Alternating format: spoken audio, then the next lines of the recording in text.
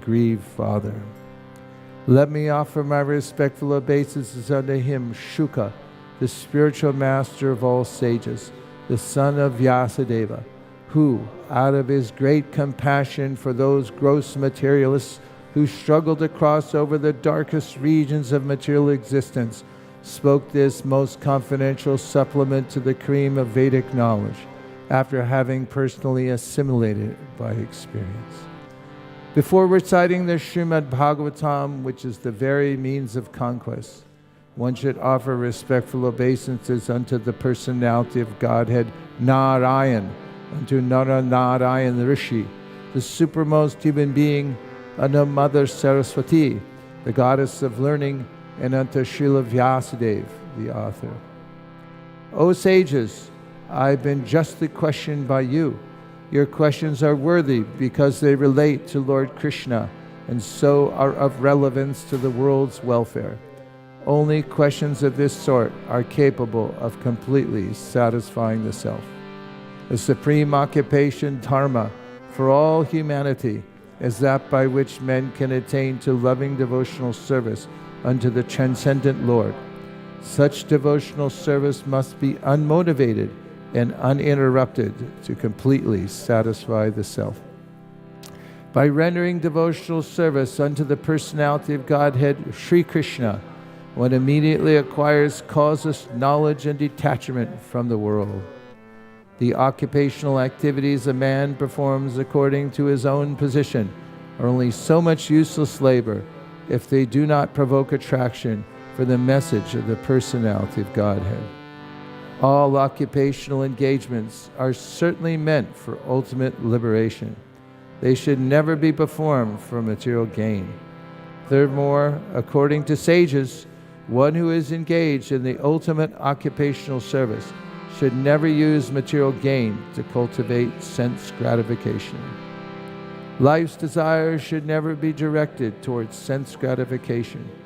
One should desire only a healthy life or self-preservation, since a human being is meant for inquiry about the absolute truth.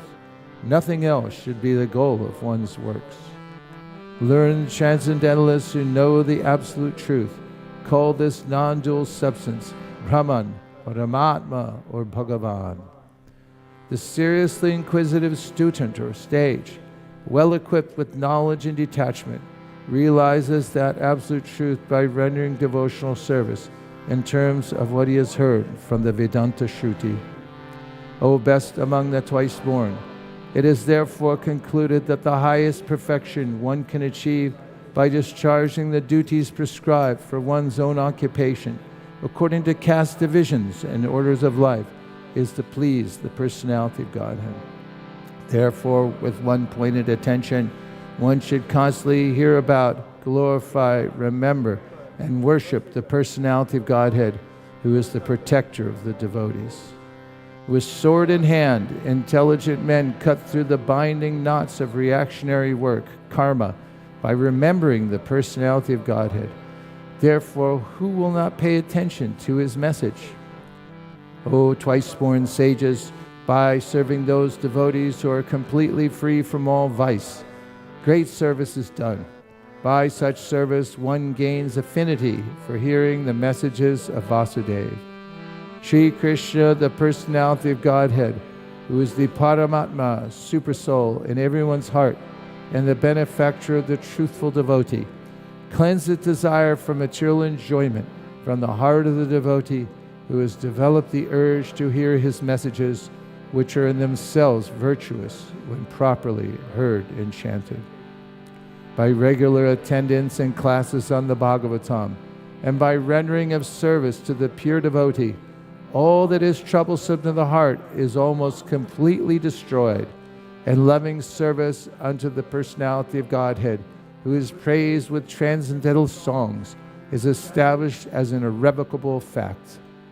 As soon as irrevocable loving service is established in the heart, the effects of nature's modes of passion and ignorance, such as lust, desire, and hankering, disappear from the heart. Then the devotee is established in goodness and he becomes completely happy. thus established in the mode of unalloyed goodness. The man whose mind has been enlivened by contact with devotional service to the Lord gains positive scientific knowledge of the personality of Godhead in the stage of liberation from all material association. Thus the knot in the heart is pierced, and all misgivings are cut to pieces. The chain of fruit of actions is terminated when one sees the self as master. Certainly, therefore, since time immemorial, all transcendentalists have been rendering devotional service to Lord Krishna, the personality of Godhead, with great delight, because such devotional service is enlivening to the self. The transcendental personality of Godhead is indirectly associated with the three modes of material nature, namely passion, goodness, and ignorance. And just for the material world's creation, maintenance, and destruction, he accepts the three qualitative forms of Brahma, Vishnu, and Shiva. Of these three, all human beings can derive ultimate benefit from Vishnu, the form of the quality of goodness.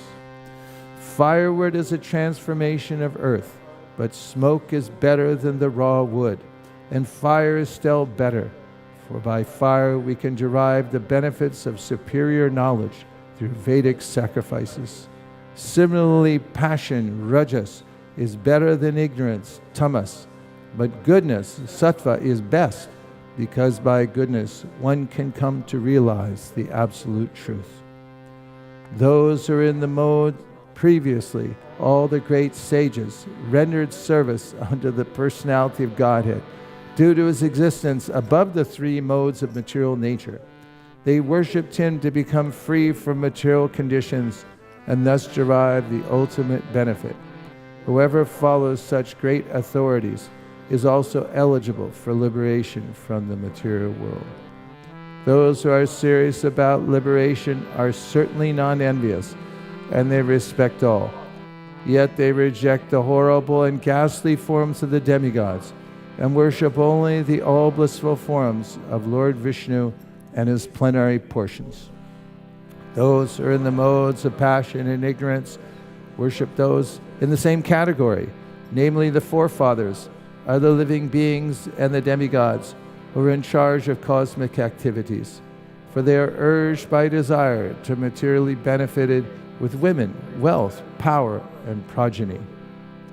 In the revealed scriptures, the ultimate object of knowledge is Sri Krishna, the personality of Godhead. The purpose of performing sacrifice is to please him. Yoga is for realizing him. All fruit of activities are ultimately rewarded by him only. He is supreme knowledge, and all severe austerities are performed to know him. Religion, dharma, is rendering loving service unto him. He is the supreme goal of life. In the beginning of the material creation, that absolute personality of Godhead, Vasudeva, in his transcendental position, created the energies of cause and effect by his own internal energy. After creating the material substance, the Lord Vasudeva expands himself and enters into it.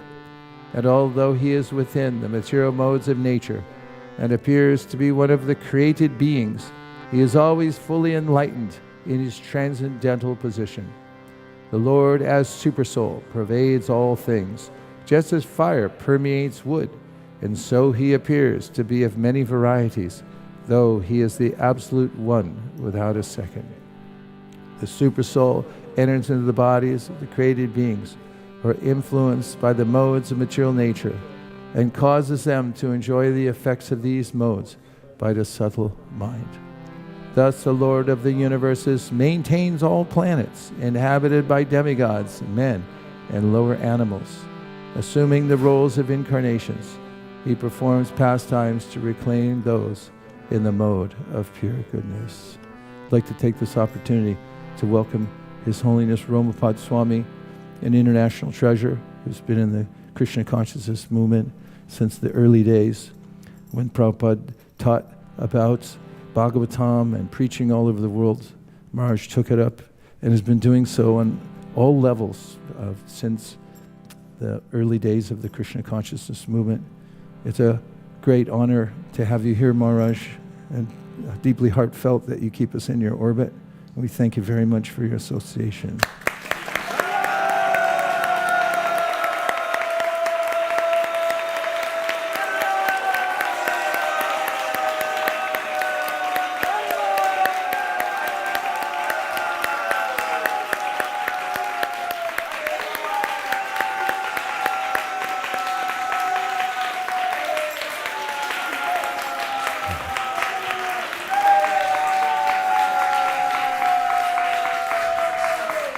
And now we'll perform the Guru Puja.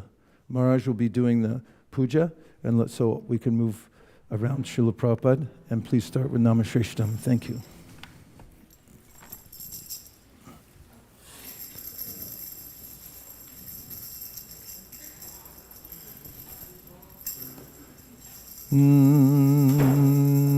Namashrishtam.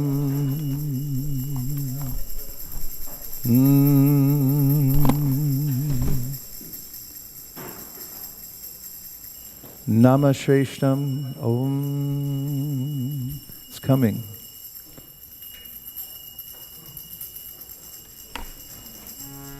Namashrishtam manamapi shachi putramatra sarupam shirupam tasya grajam aruparim maturim goshtavatim radhakundam girivaramaho radhika madhavasham Rapto yasya pratita kripaya shri gurum tannatosmi. He guru jnanada dina bandho swanandanatha koranayika sindho Vrindavana sinahitavata Rasida radha pranaya prachara. Help him. He dina bandho koranayika sindho Kuru prasadam mayamanda mudhe Laksha parade bahupapagade tatpada padme stumatishta krishne Naivo payantya pachitim kavayastavesha Ramayusha prikritam riddhamudasmaranta Yontar bahistanubratam ashubam vadunvan Acharya chaitya vapusha swagatim yanakti. I bow down to the beautiful lotus feet of my spiritual master, by whose causeless mercy I have obtained the supreme holy name, the divine mantra, the service of the son of Shachi Mata, the association of Srila Sarup Damodar, Rupa Goswami and his older brother Sanatana Goswami, the supreme abode of Mathura, the blissful abode of Vrindavan, the divine Radha Kunds and Govardhan Hill, and the desire within my heart for the loving service of Sri Radhika and Madhava in Vrindavan. O spiritual master, O giver of divine wisdom, O friend of the fallen, you are the giver of your own bliss, and you are the only ocean of mercy. Although dwelling in Vrindavan, you have descended for the welfare of fallen souls like myself, and you are preaching the divine love of Radha for Krishna. Please be kind upon me. O friend of the lowly, O Gurudev, you are the only ocean of mercy. I'm a dull fool and have committed hundreds of thousands of offenses. I have fallen into a dense myriad of sins. Therefore grace me with your mercy so that my mind may be fixed on your lotus feet and on Sri Krishna. O my Lord, transcendental poets and experts in spiritual science could not fully express their indebtedness to you, even if they were endowed with the prolonged lifetime of Brahma. For you appear in two forms, externally as the Acharya and internally as the Supersoul, to deliver the embodied living being by divine. The lotus feet of our spiritual master are the only way by which we can attain pure devotional service. I bow to his lotus feet with great awe and reverence. By his grace, one can cross the ocean of material suffering and obtain the mercy of Krishna. Our only wish is to have our consciousness purified by the words emanating from his lotus mouth. Attachment to his lotus feet is the perfection that fulfills all desires. He opens our darkened eyes and fills our hearts with transcendental knowledge. He is our Lord, birth after birth. From him ecstatic prema emanates. By him ignorance is destroyed. The Vedic scriptures sing of his character. Our spiritual master is the ocean of mercy, the friend of the poor, and the Lord and master of the devotees. O Master, be merciful unto us. Give us the shade of your lotus feet, Your fame is spread all over the three worlds. Sri Guru Charana Padma Kevala Bhakti Sadma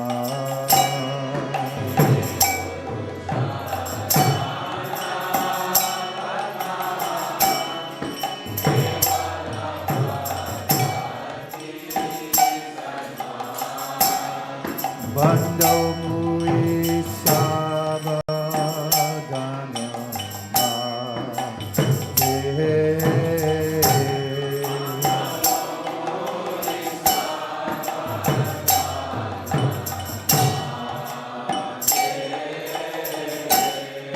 Bando Mui Sabadana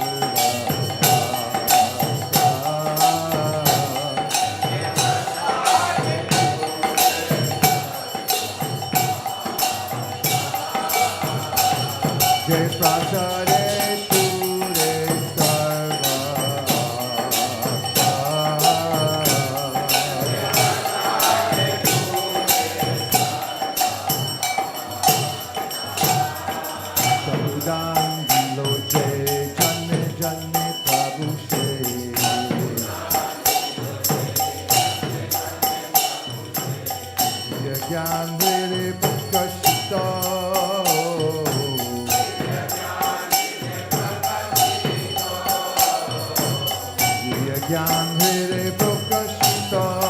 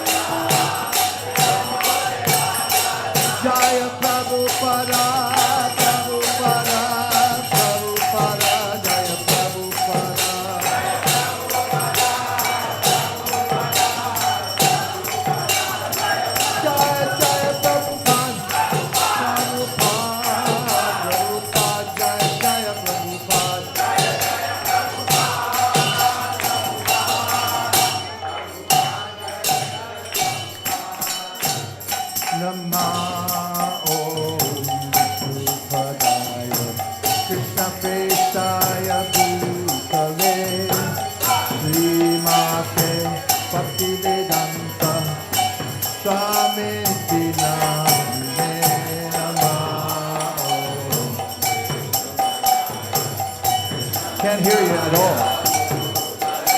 Barely. No chanting today.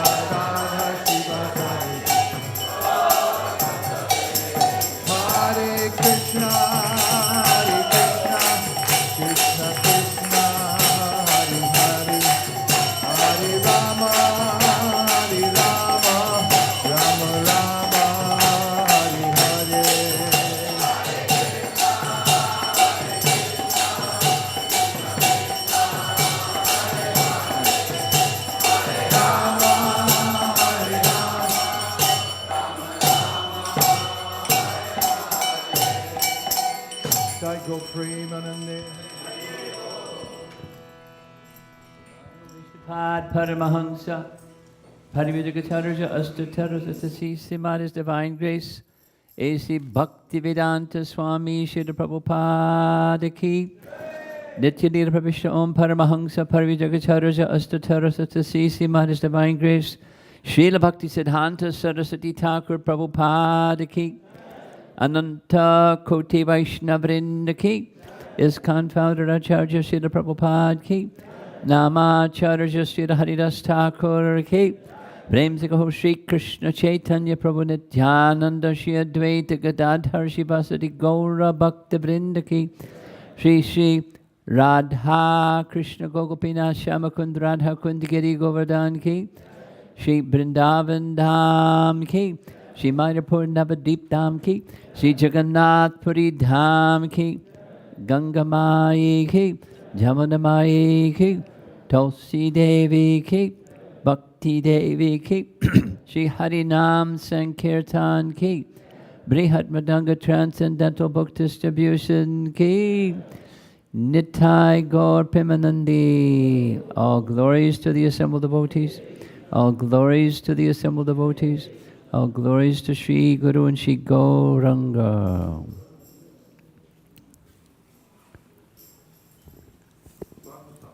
Okay.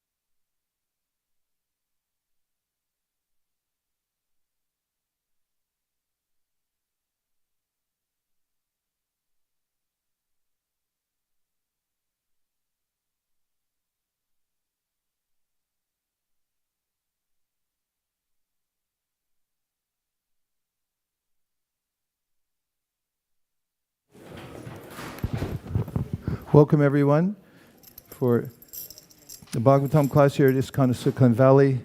If you're just joining us online or here in the live studio audience, we have a special guest, His Holiness Rompad Swami, who's an international preacher of Krishna consciousness, just coming back from places I can't even mention right now online. And also, you'll be all happy to know that he's one of the great champions of book distribution in the Krishna conscious movement since the early days. What to speak of being a stalwart in the executive branch of the Krishna conscious movement for many years, and who's been a personal mentor of mine for many, many decades. So we again thank His Holiness Rompad Swami for coming here to ISV. Hare Krishna.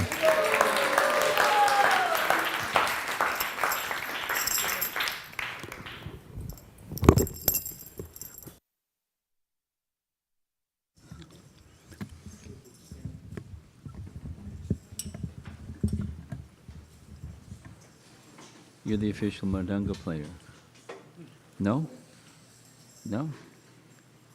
Who's the official harmonium player? Okay. Jaya Radha Madhava Kunjavi Hari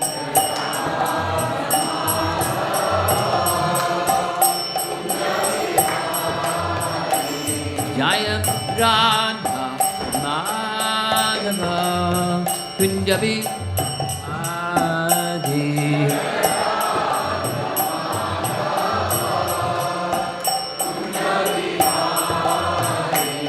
Gopti Jana Vallabha Girivardhari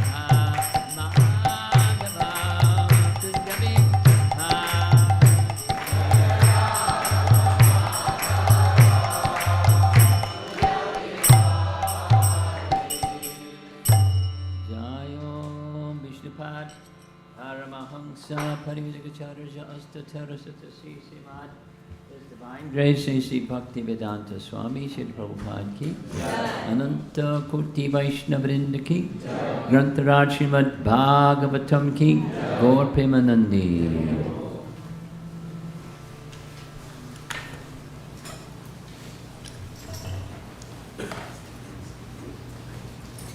This is such a magical place. I'm expecting the Bhagavatam is going to fly from the ceiling and land on the book stand here. Where's the Bhagavatam? Whatever you, I mean, I thought I just do the next verse and the next verse from whatever you were doing. I'm supposed to pick a verse?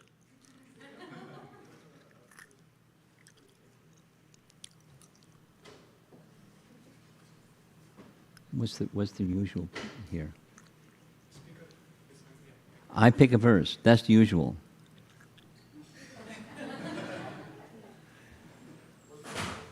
Okay, here it flew from the ceiling. We got. Well, those Canto 1, Chapter 2, those verses are so nice. Now you have to pick one from that such a nice chapter.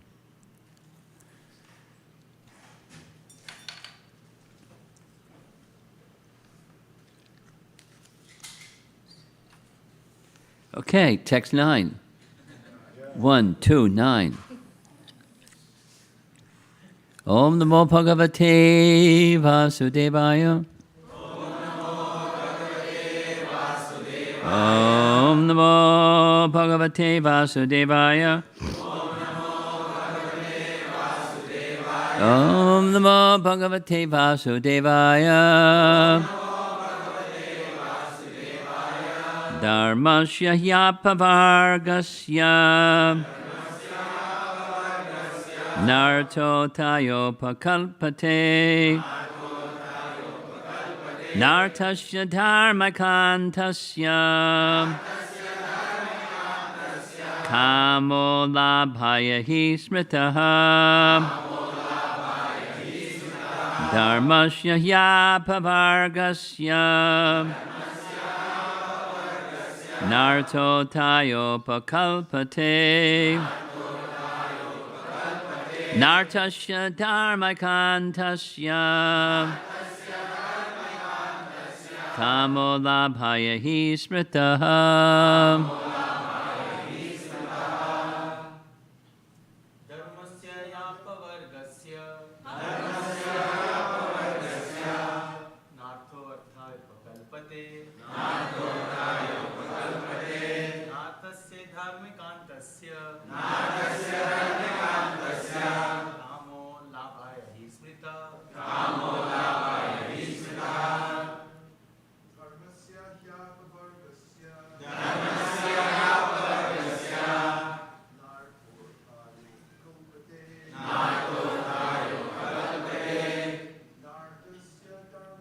Tasya Kamulabhaya hi smrita.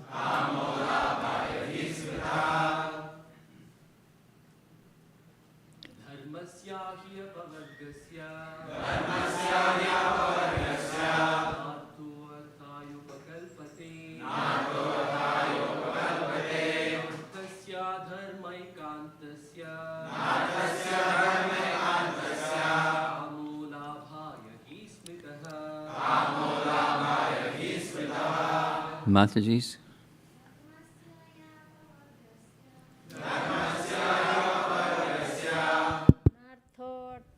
नार्थोऽर्थायो कल्पते नार्थस्य धर्मकान्तस्य कामो लाभाय हि स्मृतः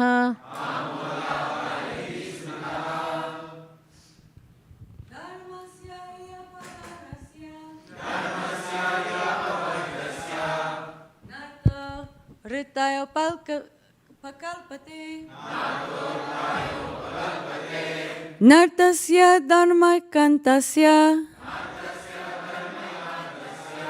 कामो लाभाय हि स्मृता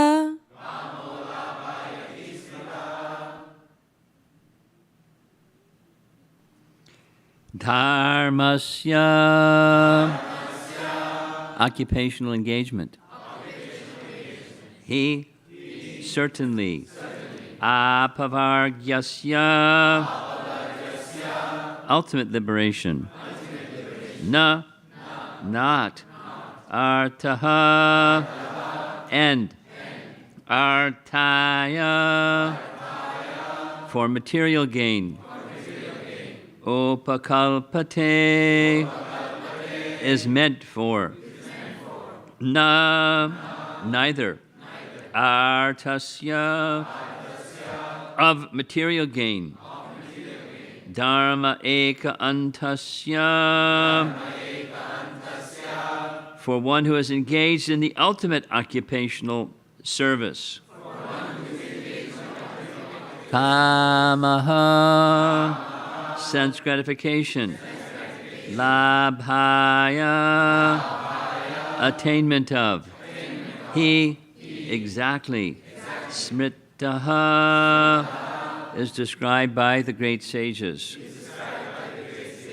Translation: all occupational engagements are certainly meant for ultimate liberation. They should never be performed for material gain. Furthermore, according to sages, one who is engaged in the ultimate occupational service should never use material gain to cultivate sense gratification. Purport by Srila Prabhupada. We have already discussed that pure devotional service to the Lord is automatically followed by perfect knowledge and detachment from material existence. But there are others who consider that all kinds of different occupational engagements, including those of religion, are meant for material gain. The general tendency of any ordinary man in any part of the world is to gain some material profit in exchange for religion or any other occupational service, even in the Vedic literatures.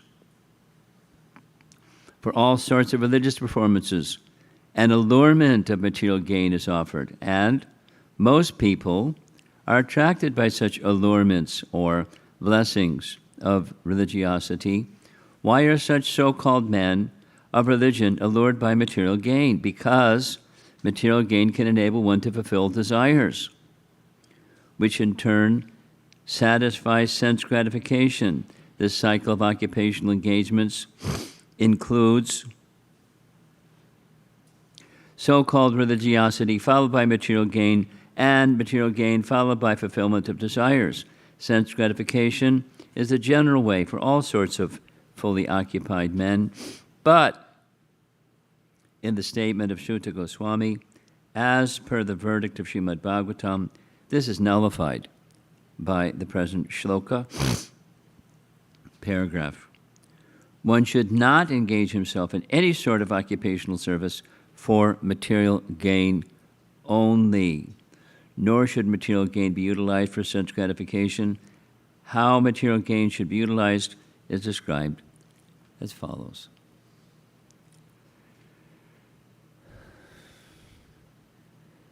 In one sense, the whole Srimad Bhagavatam could just be this Canto 1, Chapter 2. It's so complete. Of course, it's nice to expand the topics,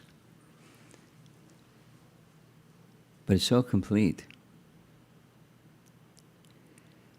So at the beginning of the purport, Prabhupada refers to a prior verse, and that's Vasudevi Bhagavati, Bhakti Yoga Prayojataha Janiyati Ashu Vairagyam Jnanam Cha Yadahaitukam.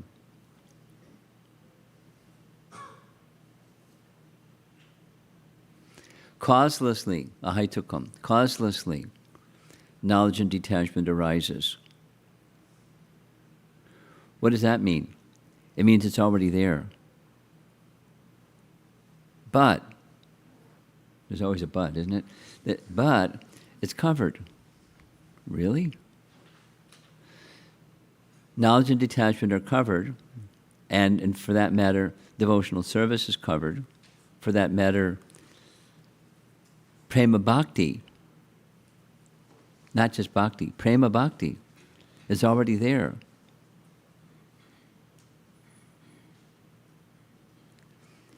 Sometimes devotees like controversy. Sometimes devotees don't like controversy. But there was a controversy. Did you know about the controversy? I won't go into it too much because it's controversial.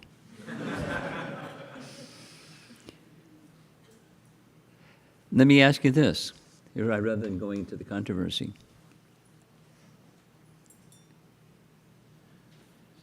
Chaitanya Mahaprabhu says,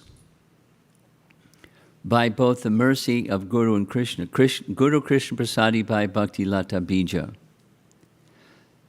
by the combined mercy of Guru and Krishna, one gets the seed of bhakti. Correct? And it also says in the same Chaitanya Charitamrita that Nitya Siddha Krishna Prema Sajjakabunoi Shravadadi Shuddha Chitte Karai. So Krishna Prema is already there. Have you ever wondered how those two statements fit together? You see the apparent contradiction. One is by mercy, and the other is it's already there. So which is it? What is it? What is it that one gets from the causeless mercy of Guru and Krishna? What is it one gets? Because it's already there. Who wants to raise their hand and give an educated answer? I see one nice lady over here. You got a microphone? Look at that. She's got one already. Remembering? Remembrance. Well, can you elaborate a little bit? Well, if it's already there, but it's covered, all we need is the mercy of the spiritual master to uncover what has been buried. Okay, so let me, because you raise your hand, I'm going to drill you a little bit. All right? Remember, but then there's this seed Bhakti Lata Bija, the seed of bhakti. So what's the seed of bhakti and this remembrance that you're talking about? Well, if we're given the seed of bhakti, But it's already there. well, then we have to remember that it's there in order to remember to water it. Wait a minute. If you don't know it's there, you can't take care of it. So what's this? The seed is remembering that you got to take care of it. That's the seed? Oh no, the seed itself is the ladder to love of God. Wait a minute, it's already there. It is. Huh? It is. It is. It is or it isn't? It's absolutely there. Okay, then what's the seed? It's already there. What's the seed? You follow what there's a simple solution, but I just want to get everybody sitting on the edge of their seat so they can hear the solution and grasp it. What is it? What's that seed? The seed of remembrance? Well, it's the seed of the love of Godhead. Seed of love of God, but its love of Godhead is already there. So what do you need the seed for? Because you forgot. So it's there, but they need the seed to remember what you forgot. What's that seed, anyways? We have a hand up over here. It's not that what you said is not right. It's just, this is a different way of giving a morning Bhagavatam class, isn't it?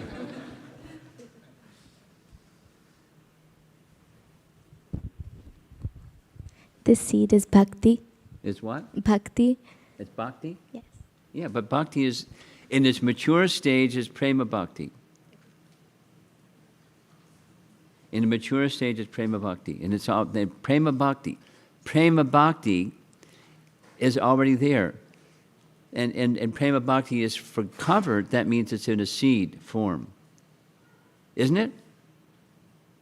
It's already there. It just have to be watered and nurtured, and it comes out as different stages of bhakti. But it's already there in the not yet matured stage of prema bhakti.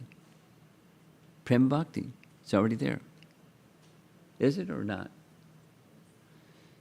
Okay, so now what's your answer? Try it again. Say it again. I'm not trying to give you a hard time. Just encouraging you to be thoughtful. The seed is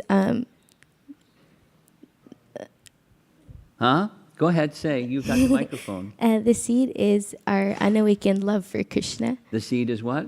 Our unawakened love for Krishna, our dormant love. But the dormant love for Krishna is already there in the seed form within the heart. So now the seed is...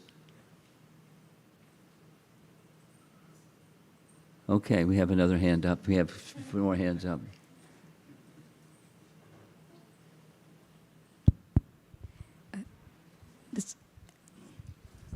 What are you doing? You're going to move the microphone. I like it where it is. You put it where it was, I moved it. Okay. Did you notice that I did that? I didn't. Yeah, I moved it. Go ahead.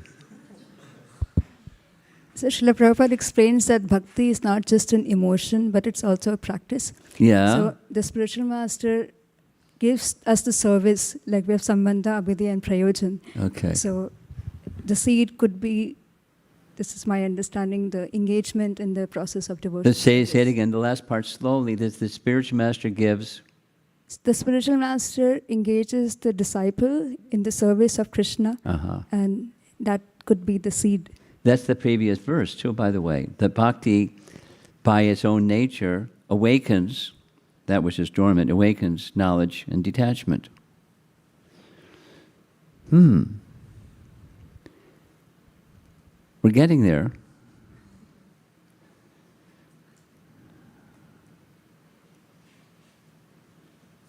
Anyone else want to add something?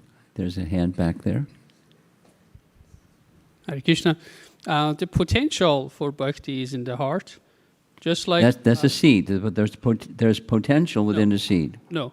Just yes. Like a land, There's potential within a seed, I'm sorry.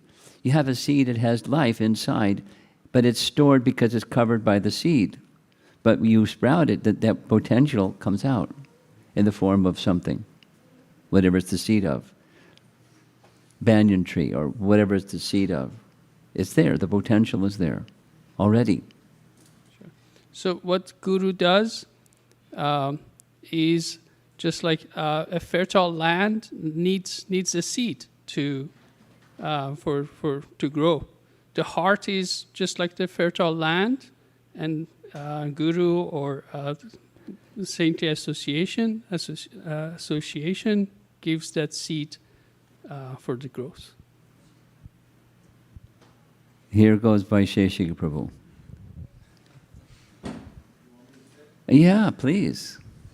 Rescue us. Prabhupada gives the answer in his purport. He says that it's the instruction of the spiritual master and the receptivity of the disciple that is the seed of bhakti. He said that instruction and the willingness of the disciple to accept the instruction is called the bhakti lata bij. Very good. Very good. That's what's given. It's the instruction and the receptivity of that which is given. Has the potential, the potency of awakening that which is already there. So that the sound vibration must be received, not just sound vibration, but bhakti has to be received from one who is carrying bhakti. Is it true? The answer is yes. Is it true that some people chant Hare Krishna that are impersonalists? Once upon a time, I was a college kid, and my first introduction to chanting Hare Krishna was from an impersonalist. And his goal was chanting Hare Krishna to become Krishna.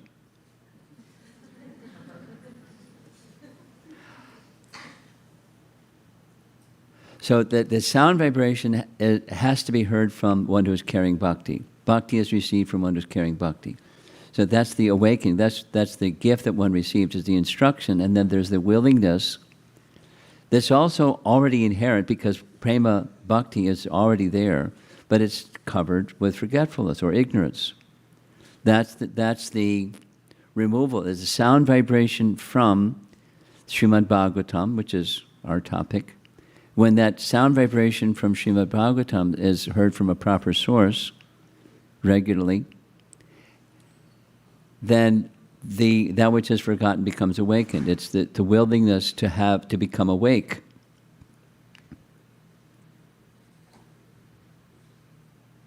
That's Adau Shraddha, isn't it? Adau Shraddha, the preliminary faith. Of course, faith is there because prema is there. Prema bhakti is there.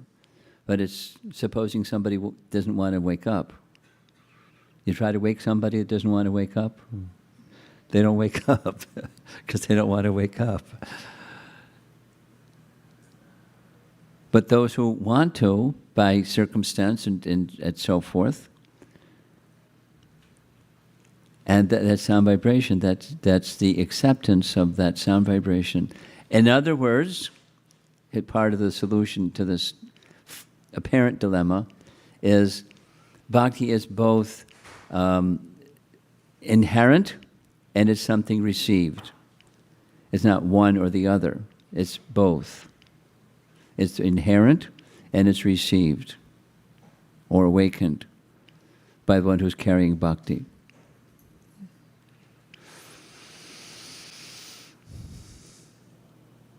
So that's the reference in the beginning of the purport to the previous message, that knowledge and detachment arise causelessly.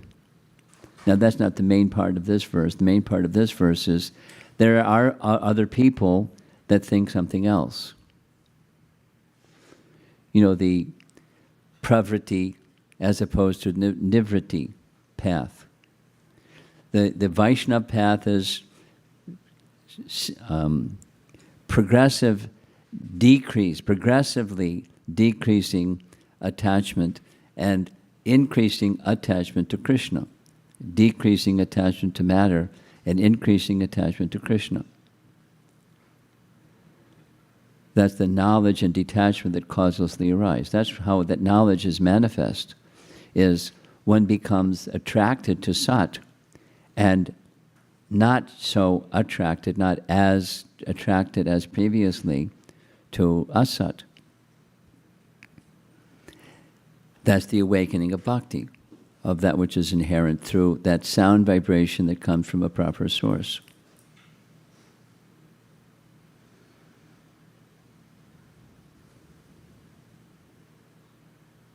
Just a little sharing, it's anecdotal, but I tried to push it on my mind, it wouldn't go away. The person who I was hearing this chanting from when I was like a college kid was become one with the chant.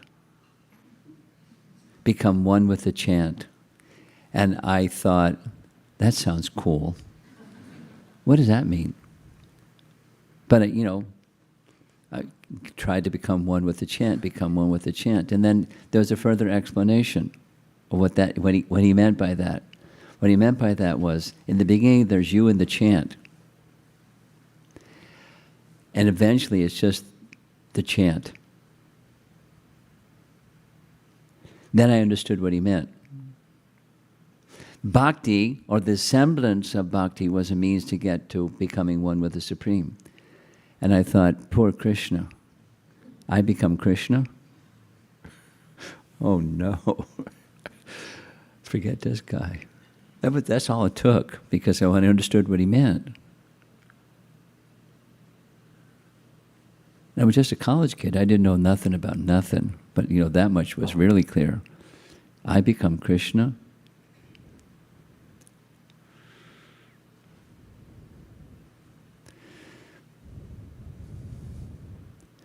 So sound vibration has to be heard from the proper source. And when it's heard from the proper source, that's what the Bhagavatam is doing. It's guarding us against two things. What are those two things? Not doing bhakti to get something, because that's fruitive. That's karmakanda, or the fruitive intention of reading the Bhagavatam. Maybe you know some people, I know some people that want to do this to get that. Material. Now, their idea of material is, I can use that material in Krishna's service. But they're really fixated. There's a certain dialogue I'm having with somebody that's obsessive about doing bhakti to get something that they can then use in Krishna's service. They don't see that they're wanting to use bhakti to get something, even to use it in Krishna's service, is part of the problem. Part of the anartha within their heart. They can't see it. So this verse is a good verse. I think I'm going to share this verse with that person. It's meant for apavarga. And you all know the pa, ba, ba, ba, ma, that sequence. I'm not a Sanskrit scholar, but there's pa, va, ba, ba, ma. Each of those syllables in declension in grammar, they mean something in its material existence. That's pavarga. And this is apavarga, without going through all that sequence. Pavarga. In Prabhupada's translation here is ultimate liberation. Not just liberation, but ultimate liberation. What's the distinction? Ultimate liberation is being absorbed in our eternal relationship with Krishna in Prema Bhakti.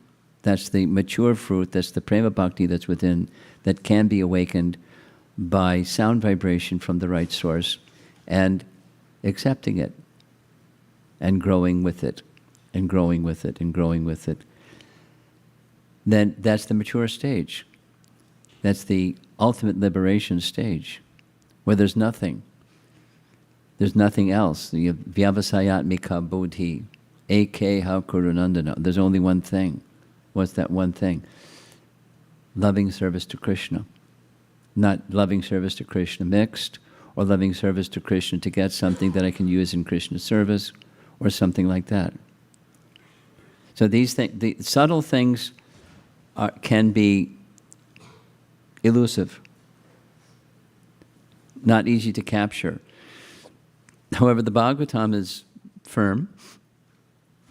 Dharmasya hi apavargasya. And it shouldn't be anything else. It's one thing and not anything else. And then comes, well, okay, supposing I'm doing devotional service and something comes. Hey.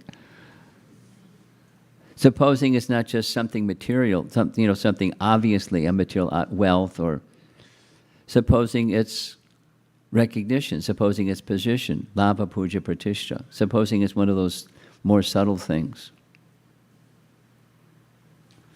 And don't become the enjoyer of those more subtle things. What do? You're not an enjoyer of those subtle things, but those things come. You engage them in service to Krishna in a graceful and cultured way.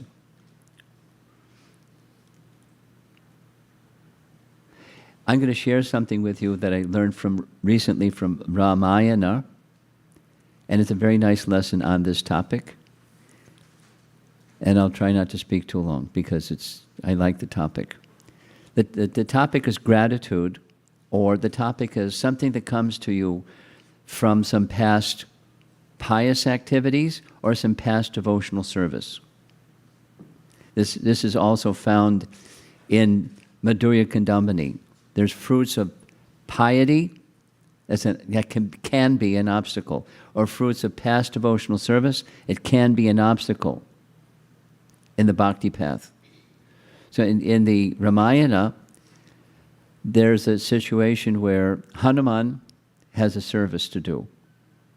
And his service, there's two things. His service is to verify what Sampati said, that Sita is in Lanka in this Ashok grove, and she's okay. So Hanuman was to verify, is she there? And another thing is Hanuman was to inform Sita, Ram will come and redeem you, so don't give up. Two things. So he's preparing to cross the ocean, 800 miles, that's a big jump. And as he's jumping, he meets obstacles. The lesson is, there's layers of lessons, but one of them is, when you're doing devotional service, guess what? Sometimes there's obstacles. And one of those obstacles is the fruits of your past piety. And the fruits of your past piety, or past devotional service, or present devotional service. And there's accolades that come to one for the fruits of piety, or nicely done devotional service. So here's the scene was, from the ocean arose Mainaka, a big mountain with a golden top. And how did that happen? It happened because, not that Hanuman did something, but Hanuman, being in the service of Ramachandra, an ancestor of Ramachandra, Sagara, did some nice service for the ocean. The service that the ancestor of Ramachandra did, Sagara did for the Samudra, was he expanded the ocean and he filled it up again when Agastya wanted to dry it up. So there's this nice statement that's really, I like it. It's a statement that as the mountain rose, so Samudra went to Mainaka. And Mainaka had received some service from Hanuman's father. Who's Hanuman's father? Vayu. So Vayu rescued Mainaka. How did he do that? In Satya Yuga, believe it or not, mountains used to fly. Mountains used to fly, had wings, and they would fly. And when they would come in for a landing, They would land, they just like the example is given, like an elephant steps, they don't pay attention to what they're stepping on. The entities under their big feet that get crushed. So when the mountains were flying here and there, they went to Indra and said, do something, we're getting crushed. So he said, yeah, I'll help. So he had a thunderbolt weapon, he was cutting off the wings of the mountains so they couldn't fly around anymore. But Mainaka had developed a friendship with Vayu, so Vayu blew him into the ocean, and he landed and went down into the ocean, so he still had his wings. So Samudra went to Mainaka and said, can you help? Because it's part of culture. When you receive something, you acknowledge something in the form of some service. It's called gratitude.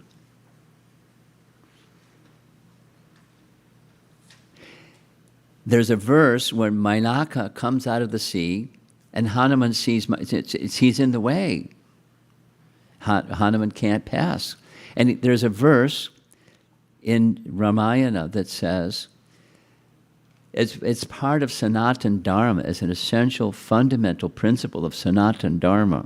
Now, it's a different Sanatan Dharma than we're used to, but Sanatan Dharma in the other sense of Dharma, that when you receive something, you're indebted.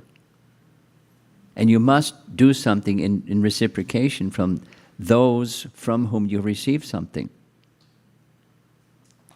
And the commentary says that Mainaka knew that Hanuman was very dharmic.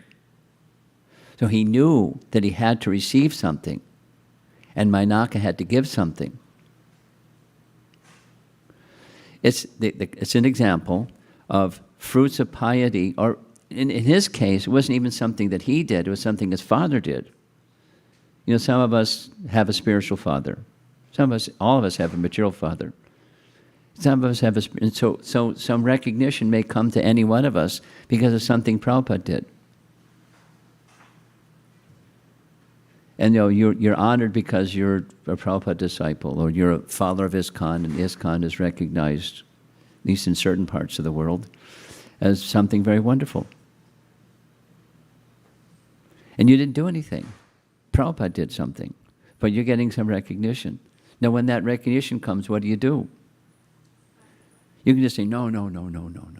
You can do that one. But that's not receiving kindness. When someone wants to offer kindness, what do? You don't just say no. That's impersonal. So what do? Say yes. No, you don't do that either. What do? Well, there's different things you can do, but one of the things you can do is credit goes to the person it belongs to. It belongs to the person that bestowed these nice things, that gave the seed of bhakti, or those devotees who have helped you most in your Krishna bhakti. Credit goes to those people, not to me. So what Hanuman did was, he had a mission. He had an urgent service. And he was fixed on that urgent service. So what did he do? He descended and he touched the mountain, gave his benediction and blessings.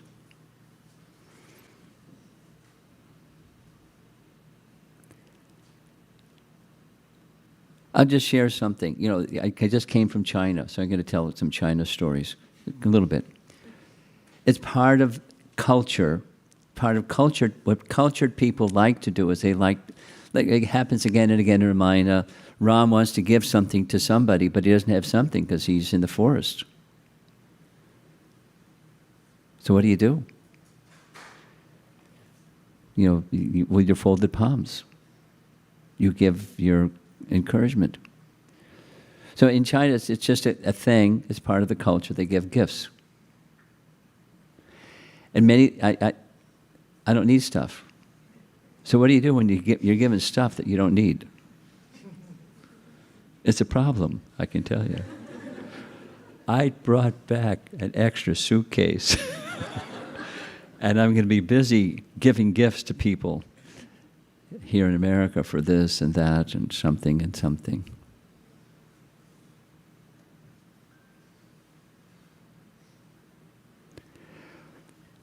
There are things you can do that it's similar to what Hanuman did. He touched, and that was sufficient. And so Mainaka felt blessed. He had expressed his dharma, his Sanatan dharma of expressing his gratitude. Hanuman received it gracefully and gratefully without indulging himself. And without saying, no, no, no, no, no, no, no, no. It's not easy. It's not easy. But it's part of our culture. So that's the second half of this verse. And if something material does come, what do you do with it? You offer it to Krishna. It doesn't stick. It goes to the Krishna means, then can be the Vaishnavas or those who have helped you in your path of Krishna bhakti. Acknowledgement goes to those personalities. If it's some words of appreciation or honor or something on that subtle level, something more specific. Depends on what the something more specific is, what you do with that. But it doesn't stick. It's similar to amanina manadena. You offer all respect to others without any expectation of respect in return. The second one is more difficult than the first one. Because many people, they're expecting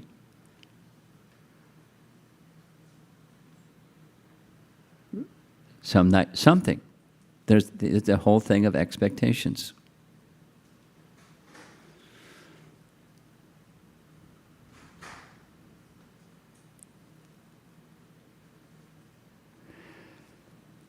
One of my little soapbox topics is expectations. Soapbox means I see devotees that have been around for a while and get initiation and have a career and some skills. They have an expectation. And those expectations are Krishna is not at the center kind of expectations. And it leads to conflicts amongst the devotees. Dissension amongst the devotees because of expectations. Now I'm Brahminically initiated, and I have an IT job or something, and I'm expecting some position and some honor and some something. And if I get it, I may not use it properly because I'm not such a cultured person. I'm not Hanuman. I don't know how to properly receive something that comes my way. Now, maybe that doesn't happen here, but it probably does, and it certainly happens elsewhere. Become a sannyasi for a while, and you'll see it all over the place. How do you deal with expectations? You just, become purified by reading Srimad Bhagavatam. That's one good thing. If something comes, it never sticks. And if don't do something to get something. And if you don't do something to get something, then why do you do something? Because material is you do something to get something. So the lesson of Srimad Bhagavatam is that one thing. Back to, prema bhakti. And that's kind of really high, and we're not there yet. The big gap between where we are and what we know. And that's what we're supposed to get to. So then, therefore, sadhusanga.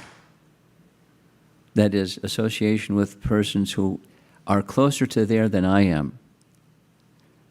There's a very nice teaching in Chaitanya Charitamrita where Sanatana Goswami is hearing from Lord Chaitanya about how bhakti begins, and it begins through sadhusanga and says many nice verses about it.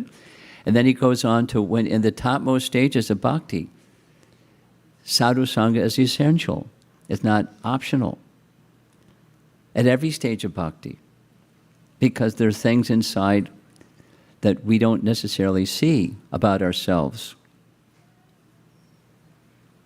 I've recently learned some things about myself that I didn't know were there because somebody very kindly pointed it out. And It was very, very helpful. It wasn't intentional, just something that so having association with sadhus is very helpful. Not just helpful, essential. And then our movement, or we as an individual, any one of us as an individual, or groups of individuals, or yatras, or the Hare Krishna movement in general, we have a long way to go. There's the goal, and then there's where we are, and there's a big gap. So regularly hearing, that's the remedy, regularly hearing Srimad Bhagavatam in the association of devotees will help us get there.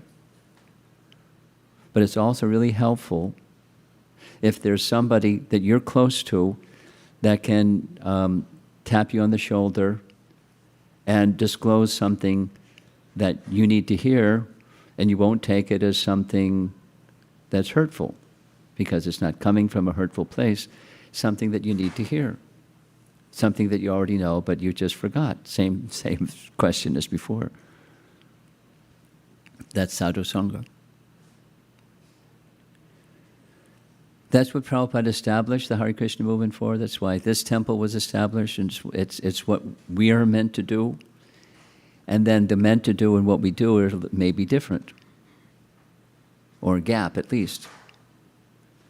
And so may you all become sadhus, or at least some amongst you become genuine sadhus, and be kind to others and help them in ways that's respectful. Hearing the message of the Bhagavatam carefully together in association with one another, and striving to reach that which the Bhagavatam wants to give us, or the reason that Prabhupada dedicated so much of his valuable time and energy to give the world Srimad Bhagavatam. I think Vaisheshika Prabhu would be happy to hear this. The China BBT is about to print the remaining volumes of the final cantos of the Bhagavatam that haven't been in print, because they had the ISBN, but they never printed them.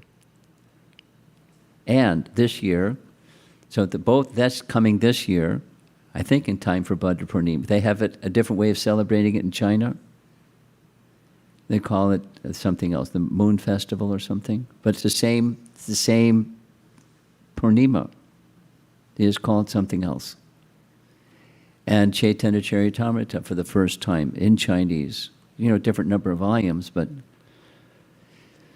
Prabhupada's labor of love and receiving it. So I understand today is a nice day amongst 364 other days of the year to distribute books, but a special Saturday festival. So I'm going to speak something about book distribution.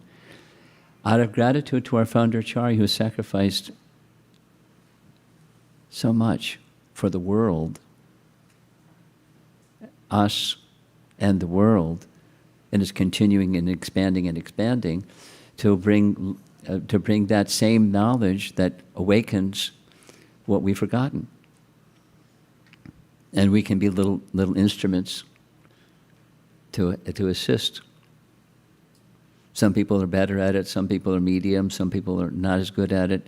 And you put them all together and you get something that's really a nice offering of gratitude to our founder Acharya. That's certainly something we can do. Unquestionably, undoubtedly, something that we can do to reciprocate with our founder Acharya, who gave his life for us in the form of giving the seed of bhakti, this knowledge, sound vibration, and all we had to do was say yes. And then, continue to say yes, and continue to say yes, and let it go further and further and further, and awaken our dormant Krishna prema.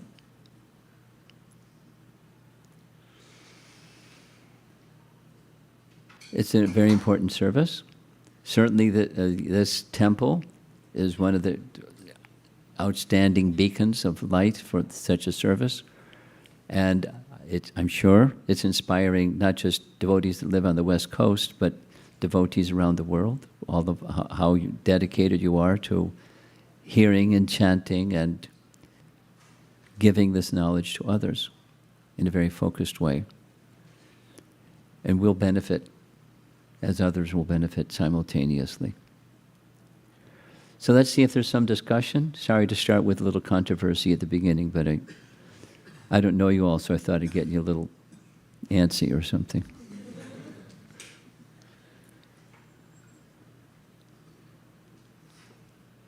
Comments or questions?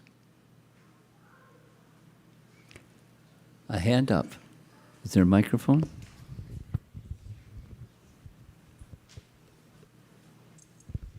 Hare Krishna, thank you for the beautiful lecture. In the translation, I was struck by how many words had the same prefix, the artha. Artaha Yes. was end, artaya for Yes. material gain, artasya for material gain. Yes. And it's funny to me that the first one, end, they're all present in those words, so it's almost telling us by the word material gain, just don't. Yeah. And it reminded me of a story I'd heard of Srila Prabhupada, and he was in the original New York temple, there was a donut shop nearby, and he would sometimes see young devotees eating donuts in the shop, and they'd like see him at the window, and they'd slunk down in their seats and try to hide. And he would say later, he says, the sign says do not.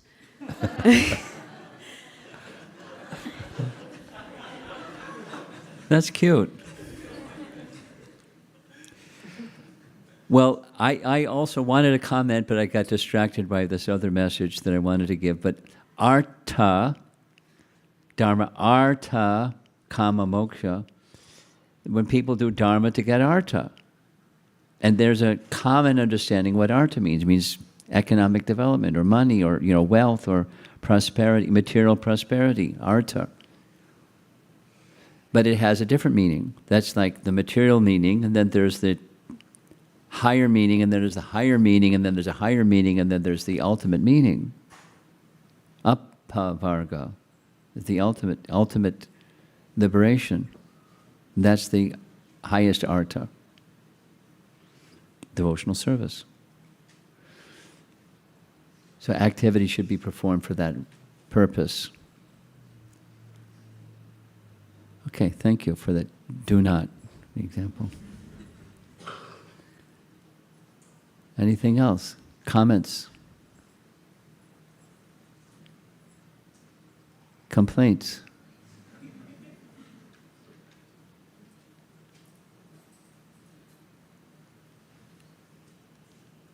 You're hungry.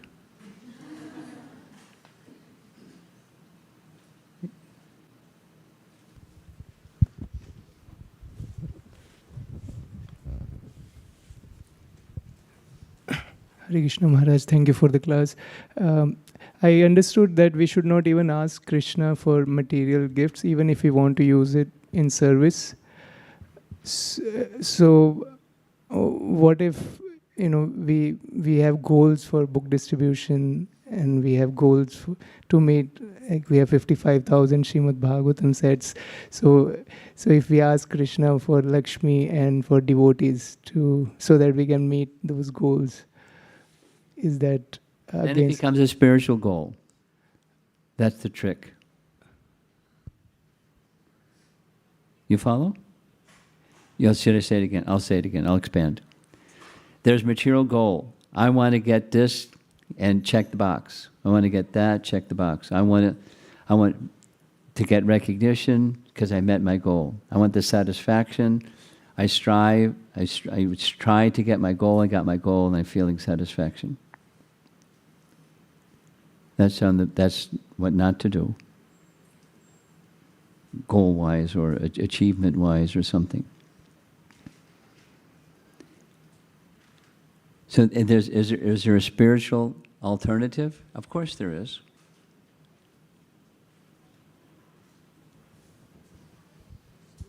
Maharaj, how to identify this, that I am not... Who's at the center? Yeah. That's how you identify it. Really simple. Yeah. Generally speaking, we're mixed devotees. There may be some pure devotees in the room, but most of us are mixed devotees. So that's the target. That's where to look and examine. Now, what happens if you're a mixed devotee? Should you not have a goal? You should have a goal. But you should also recognize, I need to let go of that material side of the goal. And one of the things is the hearing and chanting and associating with devotees who are very absorbed, immersed in hearing and chanting, meaning sadhus. And that can help me get free from the material portion of my consciousness, my motivation to do something, to get something. For my, with myself at the center, being the enjoyer of that, or getting the recognition for that, or something like that.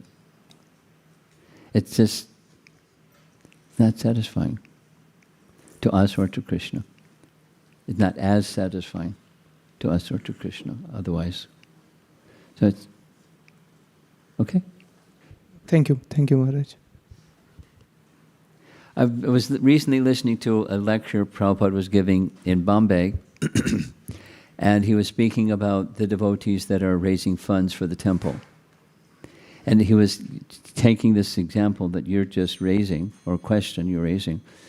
He was indicating in very clear language. Of course, he was giving a lot of credit to the devotees that do fundraising for the temple, that they have no personal interest. So when they come to you, to the home of the householder, for alms, because they're brahmacharis, they don't keep anything. It just goes to the temple, to the deity, and making nice arrangements for the worship of the deity and completing the construction and so forth and so on. So the motivation behind is essential in having a target or a goal or something. Prabhupada, the publication of the Chaitanya Charitamrita on impossible time frame, or the building of the Vrindavan temple in an impossible time frame, and it happened. But he pushed hard. The Bombay temple, he pushed hard. There was a goal, but it wasn't for him. And by that purity, we were able to do what we did, at least, to some degree, with the right purpose.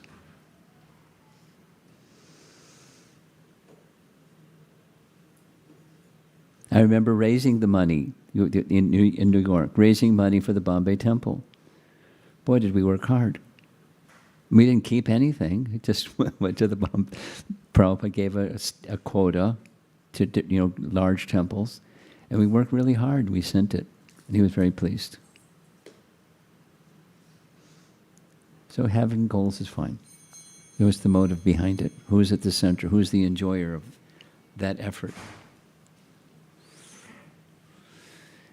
Vaisheshika Prabhu, you want to contribute something here?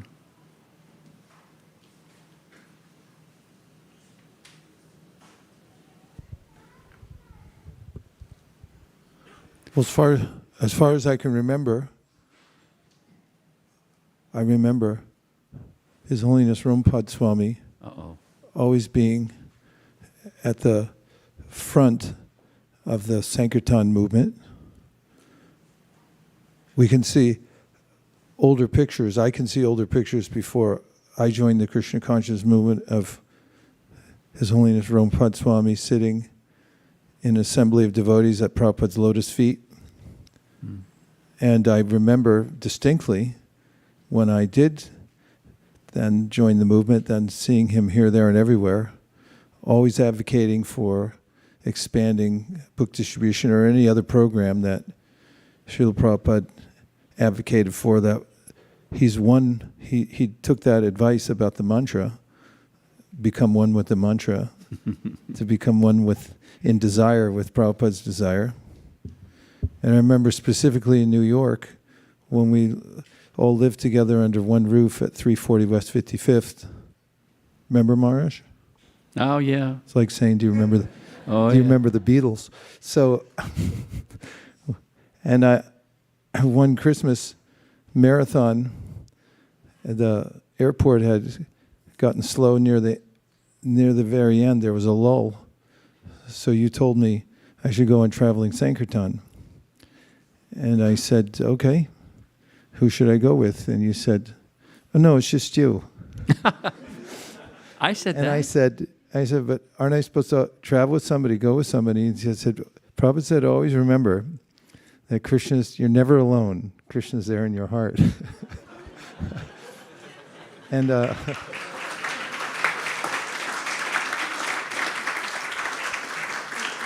Nirkula is reminding me that it was one of the best lessons I ever got, because I took that to heart.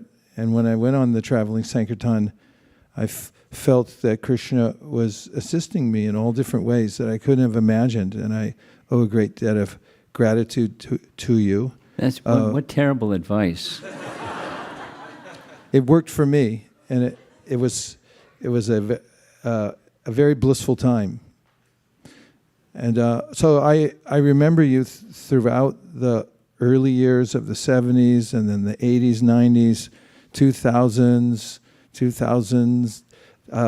and up into the current time, that you've always been at the lead of the Sankirtan movement, and always been an example of humbly following Prabhupada's instructions. So I feel a great debt of gratitude to you for all you've done. Now let's see if you can not just say no. He said earlier, don't just say no, right?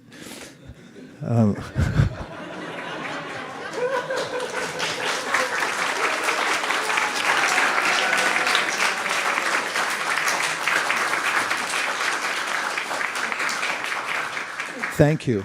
Thank you very, very much for being a gracious and exemplary older brother, and a leader in the Krishna consciousness movement that people can look to and see how to use one's whole life from pillar to post in Srila Prabhupada's service. Om Tat Sat. Hare Krishna. Thank you.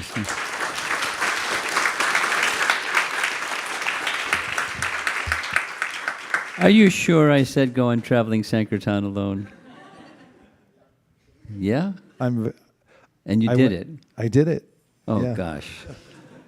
We're both crazy.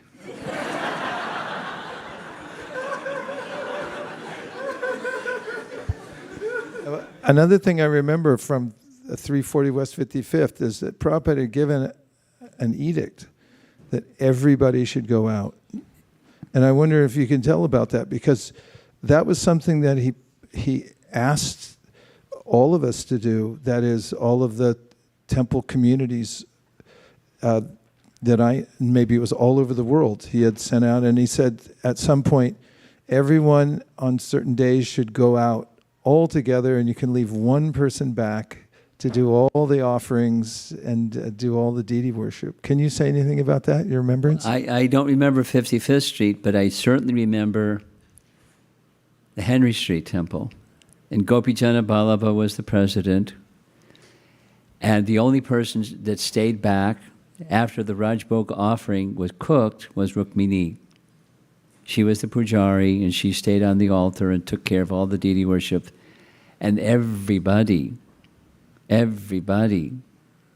all the press, at that time it wasn't BBT, it was ISKCON Press, all the artists, Muralidhar, Bhardraj, and everybody went.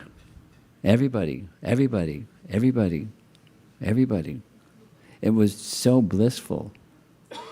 So there wasn't anybody. I was the only one left, and I had to, that's how when I could chant my japa. Everybody's out, and the people would call with this problem, that problem, and they need more books or something.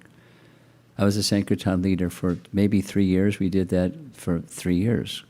And Saturday Sankirtan. It was everybody, except the pujari, one pujari. The cooks helped for the Rajbhog, and then they went out to everybody, Mangalananda, and you name it, everybody, all the Prabhupada disciple personalities.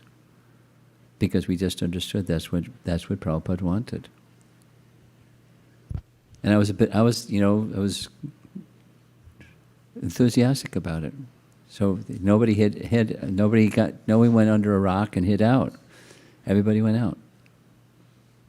As far as 55th Street, I don't remember that specifically, because there was a restaurant and so many other things going on, and I don't remember what you remember. I remember very clearly Henry Street. Maharaj, we've noticed that you personally distribute hundreds, thousands of Bhagavatam sets wherever you go.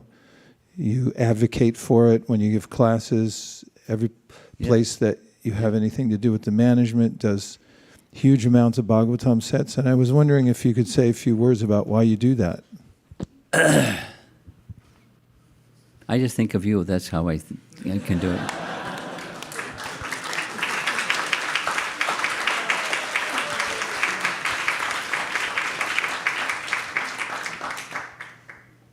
To be honest, your prompt, I was told before I came here that Vaisheshika Prabhu wants to speak with you about Bhadra Purnima this year. So, it went back on my radar screen. So the prompt is, your enthusiasm. And, one person here in the room is from the Naperville Temple, and there's one person in the room from the Naperville Temple that takes responsibility for the Bhadra Purnima Bhagavatam set distribution, has his garage loaded up with Bhagavatam sets already in anticipation of Bhagavatam sets. And the enthusiasm is contagious. From him, then other people and other people and other people. And, it's just the social networking thing and new people, and somehow people go home with a Bhagavatam set. So you want me to say something about it? It's just, being honest, it's you spark and I fan the spark. There's others, same type of thing. In some places where I go, where I don't have the same influence, but I found a little spark and start fanning the spark. And say, have you made arrangements for the sets distributed this in anticipation of Bhadra Purnima? So send me the poster, the generic one that they can add their local stuff that says whatever it's supposed to say, and then I'll do my thing. Fan the sparks. Thanks, Maharaj. Somebody give a microphone to Malini, who's our co-Sankirtan leader. I'd like her to ask you for a very specific blessing. For her specific? No, I want her to ask you for a blessing. A blessing? Yeah, she'll ask you very specifically, I think. Oh, she's already got it prepared. I don't know what she has in her mind, but I think... You got something going on, okay. No, I don't have anything going on. Go ahead, Malini. Hare Krishna Maharaj. Thank you so much for coming here. We would like to request you to bless us. Our goal... See the raise?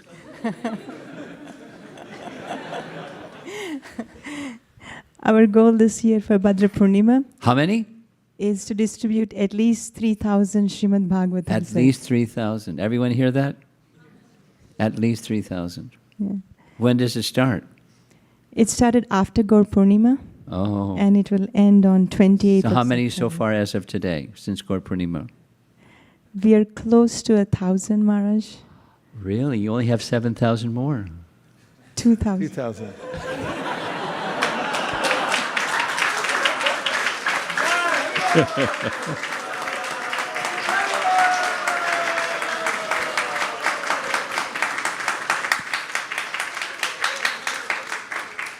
That's called fan the spark. Go on book distribution by yourself, traveling Sankirtan. Go ahead. Don't forget your sandwiches too. Okay? Maharaj, we have also a goal to beat Pune. as well. So Well, I couldn't hear. we want to beat Pune as well for the Bhadra Purnima in distribution of Srimad Bhagavatam sets. So we request your blessing for that as well, Maharaj. Okay. I mean, sure. Tell him the third goal too, and ask for a blessing. Maharaj, we have a third goal. What's that?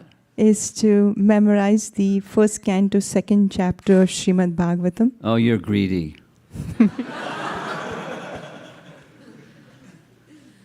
Two is enough.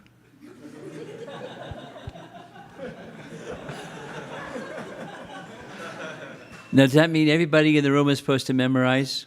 Everybody in the room? Everybody in the room, forward and backwards you have to do. Really? Yeah, please bless. Sanskrit and English? Yeah. Both? Well, you said 9,000 sets of Bhagavatam, so whatever you want to say now is okay. It was 8, not 9. Oh, 8. Okay, 8,000. Now it's 9, I guess. Do I hear 10? What do you think of the idea? Would Prabhupada approve? Oh, I mean, beyond his expectation. It's the book distribution is very clearly given to us, and then this other memorization is like icing on top of the cake.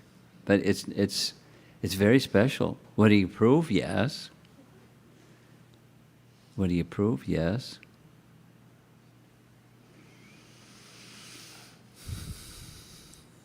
My thoughts are going to my visit in China. I think I better stop here. So some things happened that were just like, ooh. Okay. Srila Prabhupada ki? Gaur Premanandi Bo. Now, before we adjourn, we have a couple of quick announcements to make, and I'd like Maharaj to hear them also. Okay. So first is from Bhakti Community. It's going to give a short status report. Who's doing it? Pavani Bhakti? Okay, Jai Madhava Prabhu, go ahead.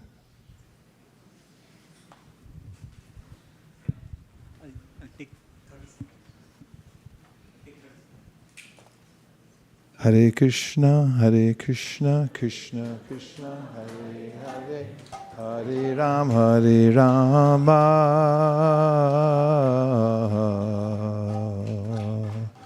Rama Rama, Hare Hare. Hare Krishna, Krishna Krishna, Hare Hare, Hare Rama, Rama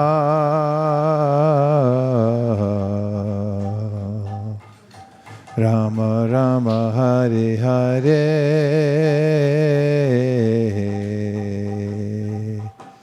Hare Krishna, Krishna Krishna, Hare Hare, Hare Rama, Rama Rama, Hare Hare. Hare Krishna, Krishna Krishna, Hare Hare, Hare Rama,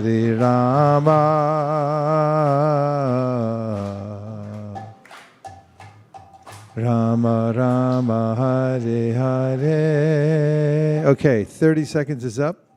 And Malini, maybe we'll have Malini start. Malini will give the report for the book distribution Sankirtan for today. Hare Krishna. Last weekend, we were in Los Angeles, where we went with His Grace Vaisheshika Prabhu and Nirakula Mataji, who were cooking the entire feast for the Rath Yatra, the free feast. And we also had a service to distribute 8,000 books during the parade. And we are very happy to report that all the 8,000 books were distributed before the Rath Yatra ended. Ooh.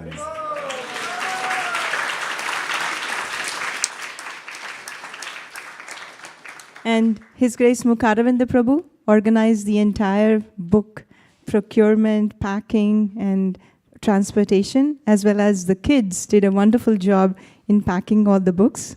There's one story I would like to share, actually 2 stories.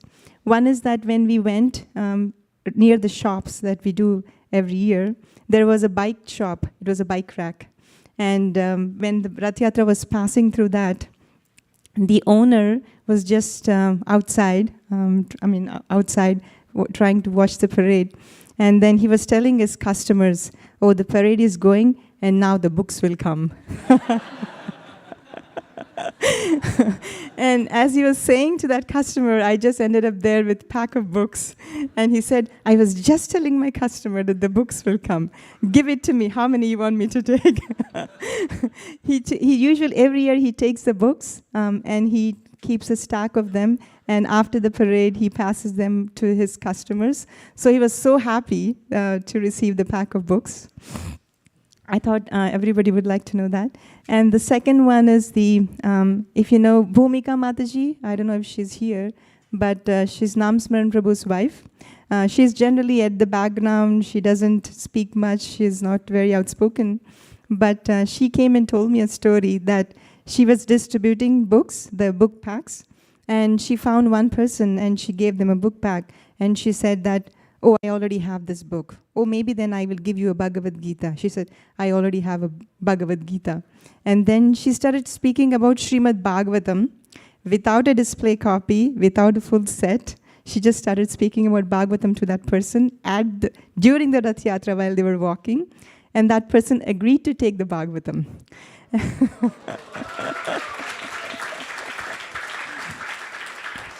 She took that person to the book table, and then she finished the transaction, and she came and reported that I distributed a full set of Bhagavatam. I was just so happy that the devotees here have that culture built in. Everybody is a book distributor. Everybody can distribute Srimad Bhagavatam sets. So please do join us today. We have multiple spots. We have Bhagavatam distribution in Cupertino, in Fremont, in the Tri-Valley area. And we also have book distribution for the Western audience.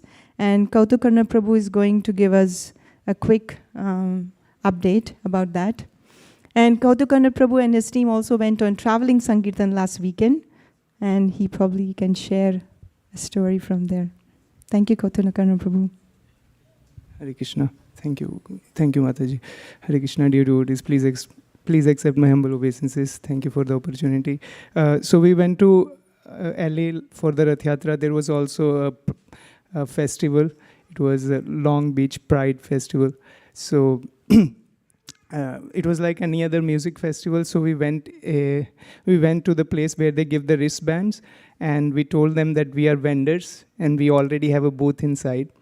And he said, okay, but this time I'm letting you go in, but not next time. There's another entrance from the vendor's booth. So he let us go in, and we found a vendor booth which was empty, and we set up a table and distributed books.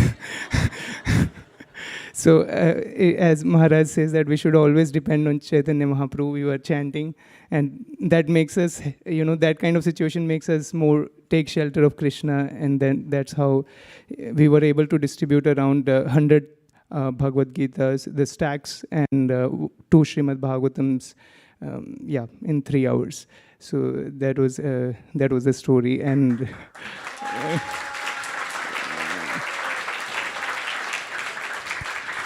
so the spots for today, we have San Jose Jazz Festival. So if anybody wants to go nearby for some time, Achyuta Chaitanya Prabhu, Manjari Gopika Mataji, Ananga Gopika Mataji, and Mukharvind Prabhu, and Tim Prabhu, they are all going there. If you like to join the fun, you can go there. Second team is going to Oakland, Laurel Street Festival. Jaikanai Prabhu, Nikunj Naik Prabhu, Shubham Prabhu, they are going if you want to join them. Third is San Francisco Pista Han Filipino Festival. So I'm going there and I'm happy. I'm going with Ramesh Prabhu and Arjit Prabhu. If you like to join SF, these are the spots. Hare Krishna. Thank you. Thank you. Now we have the Bhakti community announcements. Hare Krishna. Thank you for the opportunity. Bhakti community is a community of spiritual seekers focused on sharing Bhakti Yoga to all the newcomers. So book distributors, they go and distribute books. Then they welcome the newcomers to Bhakti community, where we simplify and explain Bhakti systematically with them. So you can go to bhakticommunity.com/invite newcomers, and you can learn about how to invite newcomers to Bhakti community. So this week we had a couple of reflections from those newcomers who joined Bhakti community. I'll just read it here. First one is from a newcomer from San Francisco. I like the part about service due to duty, but even better than that is service due to love, because rather than following the rational mind, mindfulness, you follow your heart, heartfulness. I like the new word. So that was one reflection. And second is from a participant from Kansas who said, one thing that resonates right now in my life, this move and transition, is setting more my goals and priorities where I want to see myself. This is day 5 for me, no meat. I've been listing my priorities, doing my mantras every morning.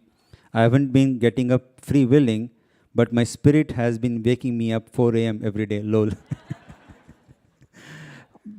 But the 6 things he listed today, I'm already ahead of the homework. So he was happy. So thank you, Kautakarna Prabhu and Krishna Saka Prabhu, for encouraging these newcomers to come to Bhakti community and share this reflections. This week we had 5 newcomers who were introduced, 2 by Kautakarna Prabhu, 1 by Tim Prabhu, Narsimha Nanda Prabhu 1, and 1 person registered self. On Fridays, we had the Success Sadhana program, where we continue the 6-part Inner Harmony series, where we explain Bhagavad Gita in a simplified way. So this Friday, the topic was Overcoming Challenges and Inner Conflicts. And we had 63 corporate participants joining from all over the Bay Area and US who joined that program online. Next is the Bhakti On program we had on Monday, where we have the Secrets to Controlling Your Mind series going on. This week's topic was 15 practical tips to make your mind your friend. And we had 48 participants who joined the Bhakti On program on Monday. And on Thursday, we had the Bhakti Circle program, which is an 8-part series, which introduces Bhakti Yoga systematically. And this Thursday, the topic was Moods and Modes, which was the session number 5. And we had 15 participants who joined our Bhakti Circle program. And for Bhakti Circle, this week the leaders were Kautakarna Prabhu, Pavani Bhakti, and Yashoda Kripa Prabhu. Those were the leaders who conducted the sessions. And we also had the Mantra Zone event, which was conducted this week. I'm hoping it comes up. So it was led by ISKCON Prabhu, and we had 15 participants. So this is basically a Kirtan event where we primarily do Kirtan and share some wisdom. So thank you so much, ISKCON Prabhu, for having the next stop, the Mantra Zone program. So those were the updates from Bhakti community.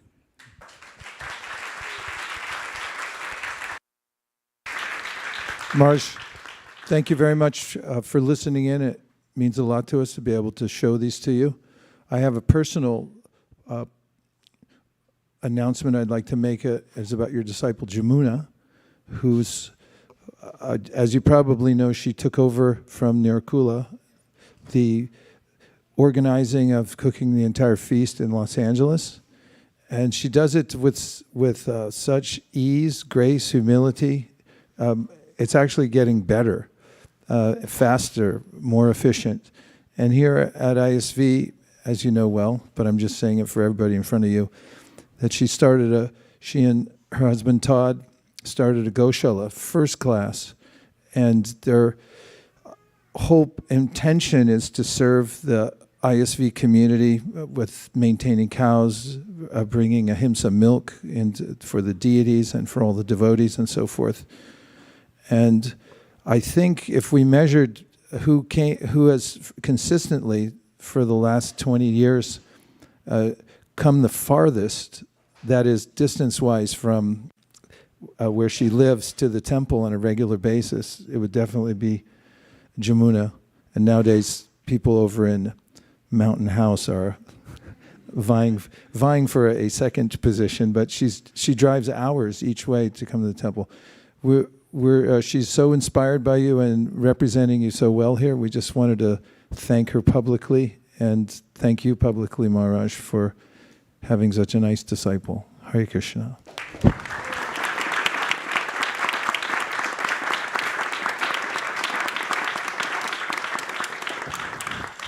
Now our last part of the morning program is that we have a presentation under the care of Rasheshwari Leela of one of the youths from ISV, and they will now present.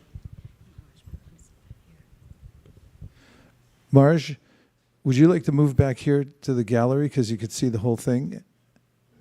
Right here, next to me. Oh, do you have room up there, Rasheshwari Leela, or do you want Marj to move back? Either way is fine. We can have Marj sit here if he likes, or there. Okay, somebody move Marj over there. You could come to sit. So Marj, there's a seat right back there, sure.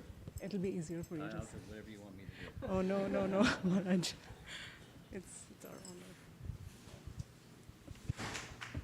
honor. No.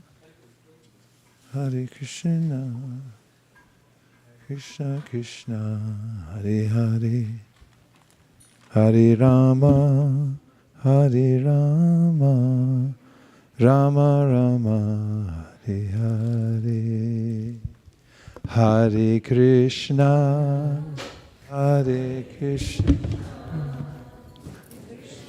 Krishna.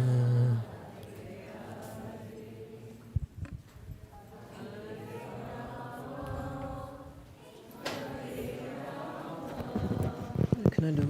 Yeah, you can do it. Instrument of Srila Prabhupada.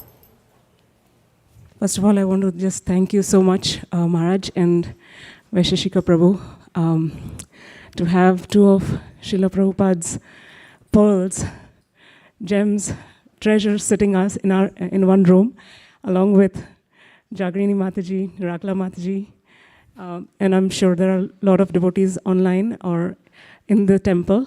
So thank you all for this opportunity. We have had almost 4 months the Kaishura youth present a short presentation on practical wisdom from Srimad Bhagavatam, and now we are going to restart our cycle. So we have finished the first round of all the students in the age group of 12 to 14, and we are going to now restart. Today is also the first day of our Saturday school. We also always have had Sunday school, and this is also the first day of our Saturday school. This weekend, the schools reopen, and we will have 150 students going to our school, the temple school, this weekend onwards. So with that, I'd just like to go over to the next part, which is Nitai. He will present the practical wisdom from Bhagavatam today.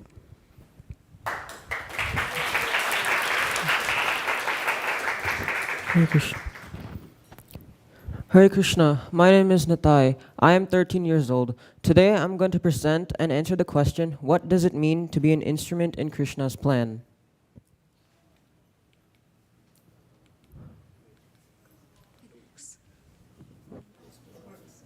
Oh. So first I'm going to talk about practicing to become Krishna's instrument. In the 11th chapter of the Bhagavad Gita, the word instrument, nimitta matram, is most prominently mentioned in this verse. Tasmat tvamuttishta yasho labasva jitva shatrun bhungshvarajyam samriddham mayaivaite nihata purvameva nimitta matram bhavasavyasachin. Translation: Therefore get up, prepare to fight and win glory. Conquer enemies and enjoy a flourishing kingdom. They are already put to death by my arrangement, and you, O Savyasachi, can be but an instrument in the fight. So for context, right before the war was about to start, Arjuna was feeling compassionate for his relatives, and he was also very fearful of the consequences of the war. So Krishna told him to give up his weakness of art and fight rightfully and dutifully. Krishna basically reminded Arjuna of his true self, and he urged him to be an instrument in Krishna's hands. Arjuna did do his duty, and he did so in a very detached manner.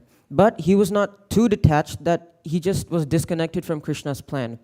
Similarly, we should also be detached when going after materialistic pursuits, but we should still remain deeply connected in Krishna's plan. Therefore, recognizing oneself as an amsha, eternal fragmental part of Krishna, and acknowledging one's position as a servant, one should act as an instrument in Krishna's hands and attribute the credit of all of one's achievements to him.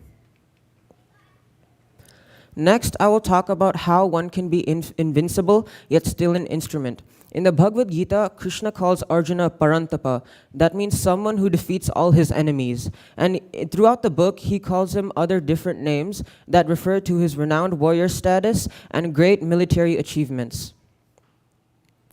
But Krishna also emphasized that Arjuna should remember that he is an instrument of Krishna, and in this way, Krishna basically told Arjuna about his great warrior powers, and yet he still told him to be an instrument. Basically, what we can understand from this is that despite Arjuna's talents, power, and fame, his true reputation and glory lie in acting humbly as a servant in Krishna's hands. Next, I will give a few examples about how we can be empowered instruments in Krishna's hands. The first example is in the Damodar Leela. In the Damodar Leela, Krishna was bound by a rope to a wooden grinding mortar, and he pulled the mortar between two Yamalarjuna trees, causing them to uproot. Because of the stress on the mortar and the rope, one or both of them should have technically broken, but neither of them did. This event demonstrated Krishna's empowerment of the mortar and the rope.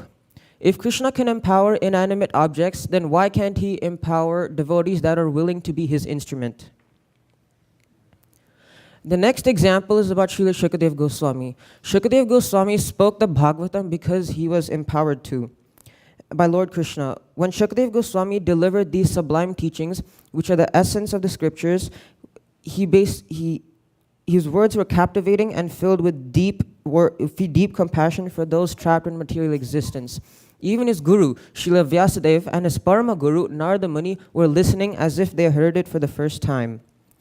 In the disciplic succession, whether it is Lord Krishna, Lord Brahma, Narada Muni, Vyasadeva, Shukadev Goswami, or Sutta Goswami, or any other teacher, if one presents the knowledge as it is, then it is as if Krishna is speaking through them. Thus, the transcendental teachings of Krishna are transparently transmitted in the Guru Shishya Parampara. And from this, we can understand that when we maintain transparency, our words become imbued with the potency of Krishna's words, and we become his bona fide and empowered instruments. We can also understand that our devotional accomplishments and spiritual achievements can lead to pride if we lack the proper consciousness. Next, I will talk about powers that can be used in Krishna's service. So after the Kurukshetra war, Krishna had the desire to go to Dwaraka, and Queen Kunti approached him very concerned. She asked who's going to protect the Pandavas, her sons, which shows her exclusive reliance on Krishna and complete dependence. Eventually, when Krishna leaves this world,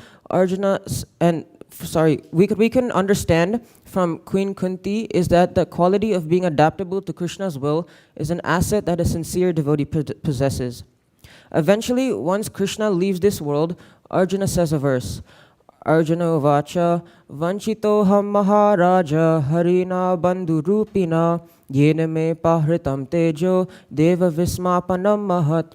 Translation: Arjuna said, O King, the Supreme Personality of Godhead, Hari, who treated me exactly like an intimate friend, has left me alone. Thus my astounding power, which astonished even the demigods, is no longer with me. From this verse, we can see that Krishna bestows power, and he is also the one that withdraws it.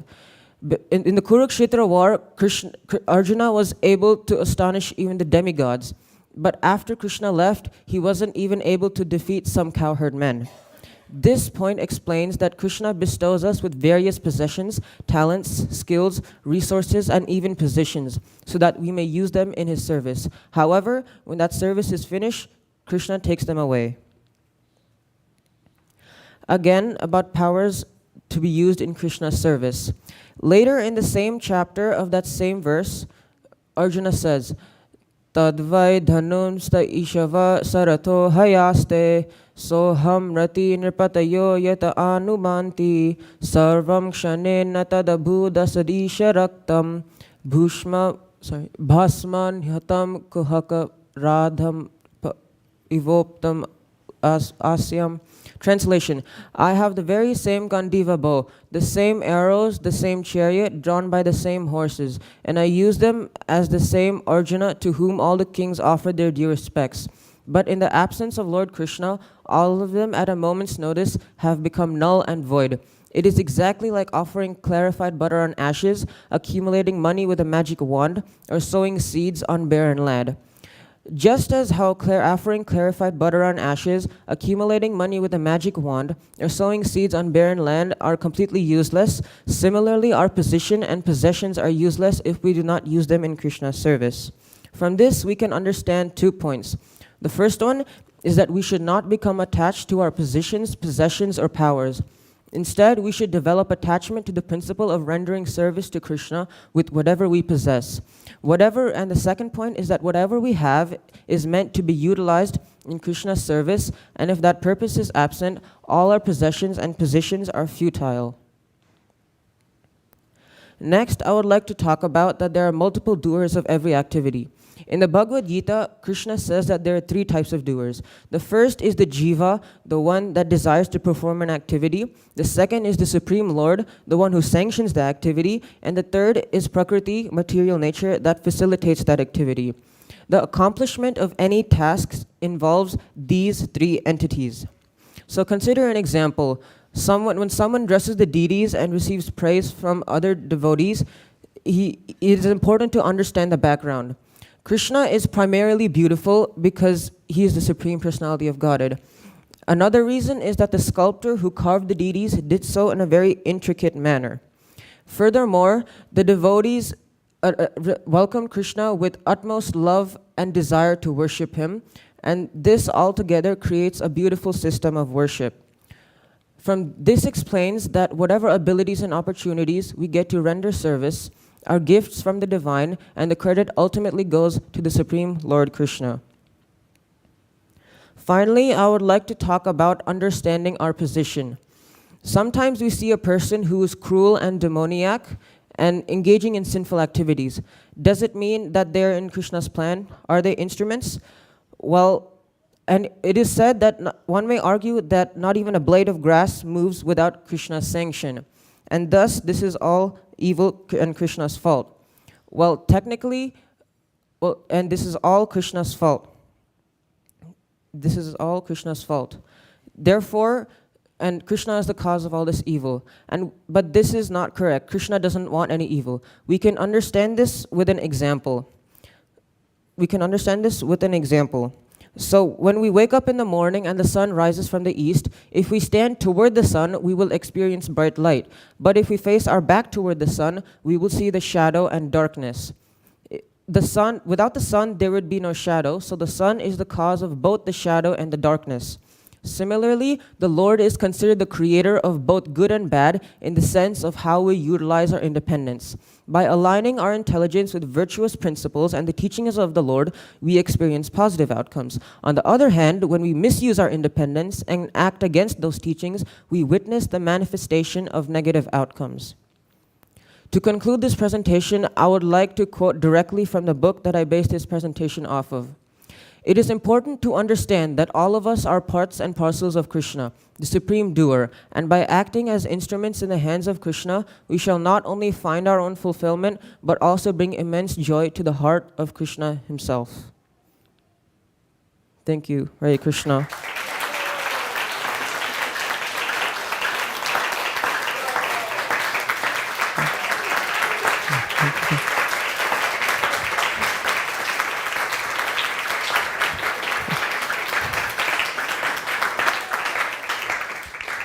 I wondered if you collaborated with His Holiness Rompad Maharaj. Seemed to take up in the same subject. I remember when you were a toddler and your father would bring you to our house and we couldn't get you to say anything. But now you're so articulate. What to speak of standing high like a giant. And it's just amazing to watch you develop all these skills that you use in Krishna service. Your mridanga playing, which is immaculate, harmonium, singing, and now speaking. So you're becoming an all-arounder. I felt that your presentation was really well thought out. It had multiple ideas and facets that all fit together. It was nicely woven. And your delivery was pretty strong. Obviously, we can all work on delivery, but I think that the way you held forth, the way you held yourself in general and presented the material had a really solid impact. Thank you for all you put into it and for the way you're leaning into your Krishna consciousness and becoming an emerging leader in the Krishna consciousness movement. Hare Krishna.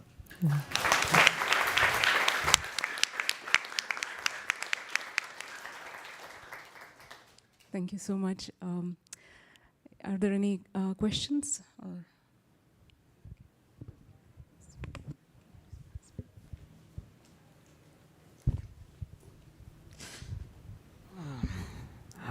Hare Krishna, Nitai Prabhu. Very nice presentation. You were very confident, which I really liked. So regarding your topic, just had a question like, how do you know or understand when you're doing something that you're doing it according to Krishna's plan, or you are becoming his instrument?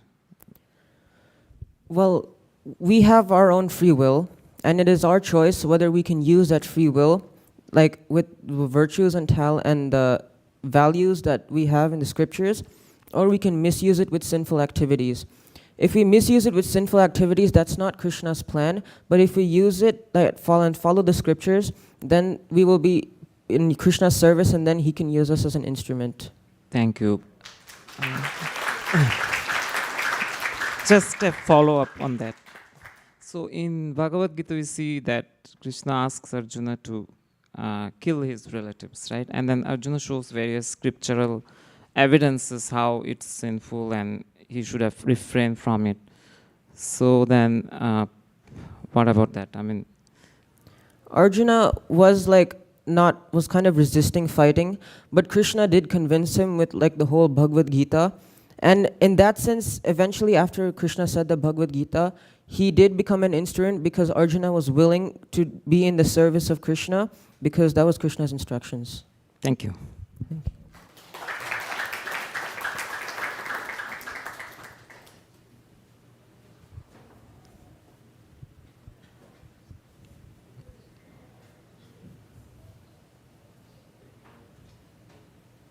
Thank you very much, Risheshwari Leela, for organizing these talks. Thank you very much, Nitai, for delivering a humdinger, amazing talk. Hare Krishna. Hare Krishna. One more round of applause. Come on. Give it up. A little more. Thank you. So we've all had a royal feast this morning, being able to sit and hear from Maharaj. Thank you again, Maharaj, for coming here. We'll be counting the days. Move to the edge of your seat, everybody.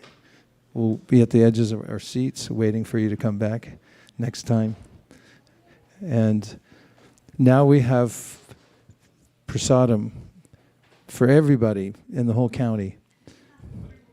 Sharira Vijaja Jodendriya Taheka Jibe Pele Vishaya Shagare Tarma Jedivayati Loba Moisu Durmati Take jeta katita shangshaye Krishna Bodha doya moy Kori bade jihva jai Shra prasha Anna diloba Shayanamrita Pao Radha Krishna Guragao Premedako Shri Chaitanya Dita Premedako Shri Chaitanya Dita Mahaprasade Govinde Nama Brahmadi Vaishnave Sapa Punyakatam Rajan Vishwase Nagajayate Prasade Sarva Dukana Maniyatyo Pujayate Prasanate Nasoja Shulu Pujipaya Pratishtete Kayopa Bhutta Suganda Vasalankara Jaichika Utishta Bojina Dasa Savamaya Demehi Bhagavat Shri Mahaprasade Ki Gaur Premanande Nitai Gaura Hari Bol Hari Bol Hari Bol Nitai Gaura Hari Bol.